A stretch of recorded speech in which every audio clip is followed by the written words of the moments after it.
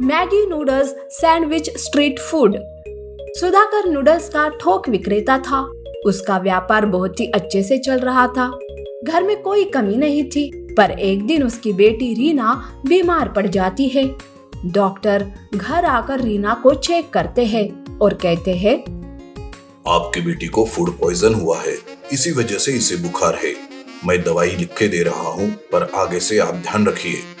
Doctor दवाइयाँ देकर वहाँ से चला जाता है। तब सुधाकर अपनी बीवी सीमा से कहता है, सीमा, आज से रीना को नूडल्स खाने में देना बंद कर दो। तुम आलस में आकर उसे नाश्ते में बस नूडल्स ही खिलाती रहती हो। ये सब नूडल्स की वजह से हुआ है। अरे वाह, बेटी बीमार पड़ी तो उसका इल्जाम आप तो मुझे ही दे रहे हो। फिर तो आपको अपना ये व्यापार भी बंद कर देना पड़ेगा। हाँ, अब यही सुनना बाकी था। व्यापार बंद कर दूंगा ना तो नूडल्स भी नहीं मिलेंगे खाने को। बड़ी आई मुझे सलाह देने वाली। अब रीना का ख्याल रखो, मैं जा रहा हूँ काम पर। सुधाकर के जाने के बाद सीमा रीना का ख्याल रखती है। 2 दिन के बाद रीना ठीक हो जाती है। तब रीना खाने के लिए नूडल्स मांगती है। तब सीमा कहती है, अरे बेटा, तुम यूं नूडल्स खाने की जिद मत करो। मैं तुम्हें नूडल्स नहीं दे सकती। तुम्हारे पिताजी को पता चला कि मैंने तुम्हें नूडल्स दिए हैं तो मुझे फिर से डांट पड़ेगी। क्या? तो आज के बाद मुझे आप नूडल्स कभी नहीं दोगी? नहीं नहीं माँ, मुझे नूडल्स चाहिए, नहीं तो मैं खाना नहीं खाऊंगी। अरे चुप कर अपना ये नाटक। देख, जो मैं तुम्हें दे रही हूँ वो चुपचाप खा ले, नहीं तो वो भी नहीं मिलेगा। तभी घर हिलने लगता है और फोन की घंटी बजती है। सीमा फोन उठाती है। उधर से आवाज आती है, अरे सीमा, मैं सुधाकर, रीना को लेकर जल्दी से घर के बाहर आ जाओ, भूकंप आ रहा है। ये सुनते ही सीमा और रीना डर जाते हैं और वो तुरंत घर के बाहर निकल जाते हैं। थोड़ी ही देर में भूकंप की वजह से घर गिर जाता है। इधर सुधाकर भी भागते हुए सीमा और रीना के पास आता है। तुम दोनों ठीक तो हो ना? सीमा, हमारा घर और दुकान दोनों गिर गए, हम बर्बाद हो गए। सीमा, अब क्या होगा जी हमारा? कैसे फिर से हम इस समस्या से बाहर निकलेंगे? सीमा, घबराओ मत, मैं कोई ना कोई रास्ता जरूर निकाल लूंगा। सुधाकर का जो हाल था वही हाल गांव में सभी का था। अब सरकारी मदद के बिना कुछ नहीं हो रहा था, पर सरकारी मदद भी जल्दी कहाँ मिलने वाली थी। तब सुधाकर सोचता है, यहाँ ऐसे जीने से अच्छा है कि मैं बीवी और बेटी को लेकर यहाँ से शहर चला जाऊँ।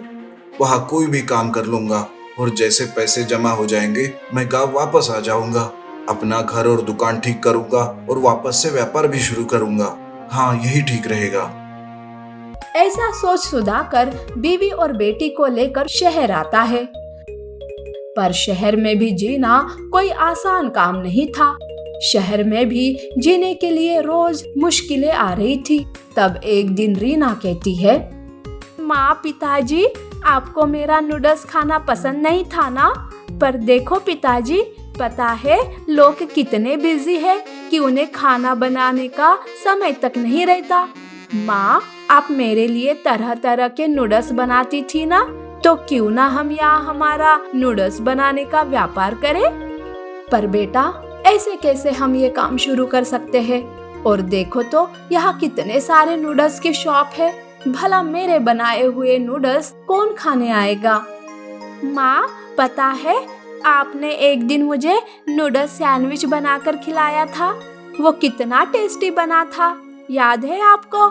हम ये नई डिश बनाएंगे और अपना व्यापार शुरू करेंगे। अरे वाह बेटा, आज तो तुमने पहली बार सही बात की है। लगता है नूडल्स का व्यापार ही मेरे नसीब में लिखा है।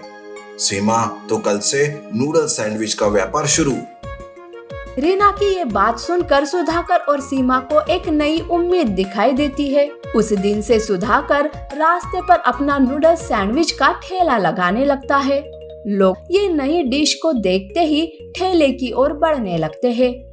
नूडल्स सैंडविच लोगों को बहुत पसंद आने लगते हैं। ऐसे ही धीरे धीरे सुधाकर और सीमा का नूडल्स सैंडविच का व्यापार बढ़ने लगता है और उन्हें अच्छे पैसे मिलने लगते हैं।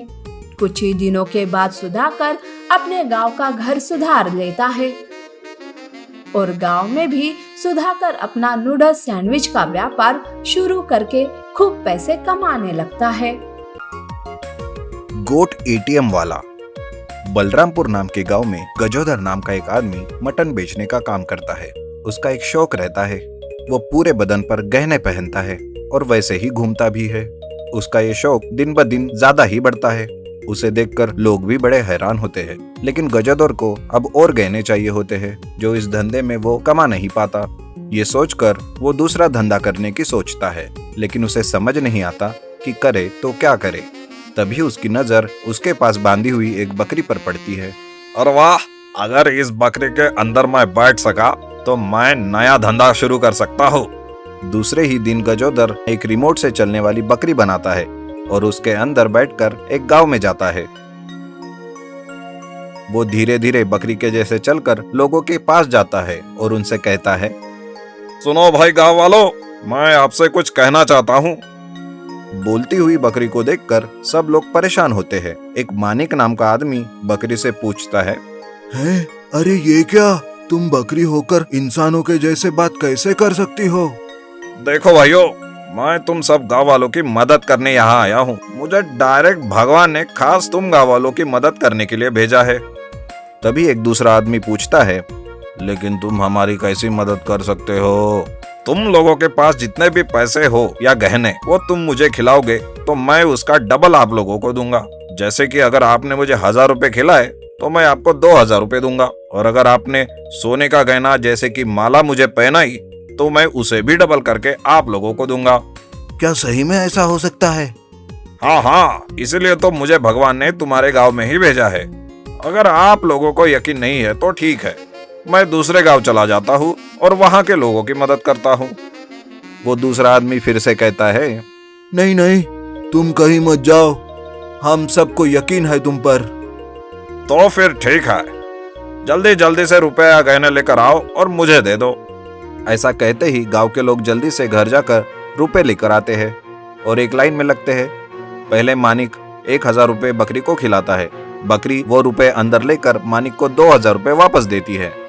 ये देखकर सारे गांव वालों को बकरी के कहने पर पूरा यकीन हो जाता है और वो सब ज्यादा से ज्यादा रुपए बकरी को खिलाकर डबल ले जाने लगते हैं। कुछ लोग तो अपने बीवी के गहने लेकर आते हैं और बकरी को पहनाते हैं। बकरी उसके गहने भी डबल करके वापस कर देती है। पूरा दिन भर लोगों के पैसे और गहने डबल करने के बाद रात होती है और गजोदर वापस चला जाता है। इधर गांव के लोग घर जाकर अपने डबल हुए पैसों और गहनों को अच्छे से देखते हैं तो उनको पता चलता है कि वे सब नकली है। अरे ये क्या, ये रुपए तो नकली है। अरे मैं लुट गया, मैं बर्बाद हो गया।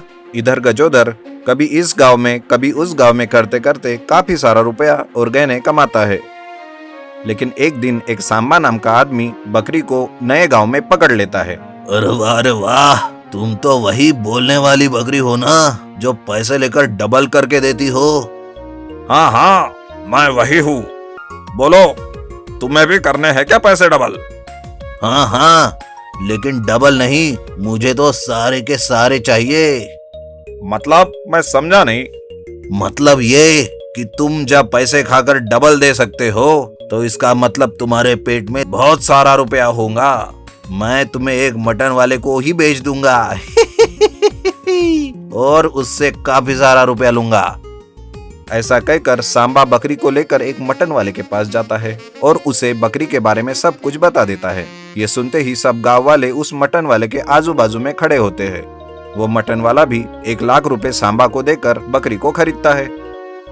उसे जैसे ही काटने वाला होता है, बकरी जोर से चिल्लाती है, अरे नहीं, मुझे मत मारो, मैं कोई भगवान से भेजी हुई बकरी नहीं हूँ। मैं तो तुम सबके जैसा एक मामूली सा आदमी हूँ जो लालच में आकर बकरी एटीएम बन गया हूँ। मुझे माफ कर दो भाइयों, मुझे माफ कर दो।